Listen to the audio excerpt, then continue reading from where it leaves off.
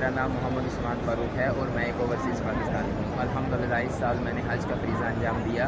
ہم نے government scheme کے تحت اپلائی کیا تھا اور میں حکومت پاکستان کا حج منسٹری کے اندر کام کرنے والے تمام لوگوں کا اور معاون حجاج کا تہ دل سے شکر گزار ہوں کہ انہوں نے ہر لمحہ ہمارے لیے بہت سی سہولیات مہیا کی۔ ہمارا سفر مدینہ سے شروع ہوا، جو ابھی ہم مکہ میں ہیں۔ ہر جگہ پر ہمیں ڈسپینسری، کھانا، سہولیات، بسز، ہر طرح کی سہولیات میسر تھیں۔ تھوڑا سا جب ہم مینا میں گئے تو وہاں پہ تھوڑی سی مشکلات کا سامنا ہوا جب ہمیں فروزن کھانا دیا گیا، وہ بھی مکتب 88 کے معلم کی وجہ سے تھا، نہ کہ حکومت پاکستان کی وجہ سے۔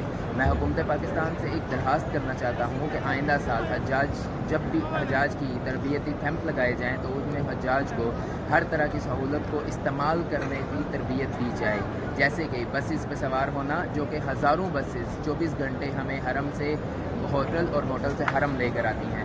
اس کے علاوہ حرم کے اندر طواف کرنا، طواف ایک بہت اہم رکن ہے جس کے اندر لوگوں کو محرم نامحرم کی علم ہونا ضروری ہے۔